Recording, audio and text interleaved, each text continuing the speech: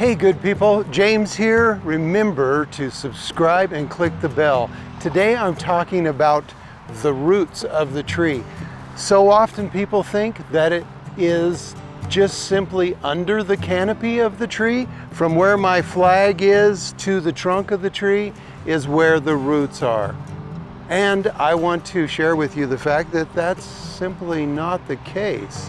While the primary root zone may be in there, roots can go out 2 to 3 times that distance represented there by the flag. And in a drought situation or where the tree needs more than it's getting from that area, it's been found that the roots are out as much as 5 times that distance. Let me illustrate. And remember to subscribe.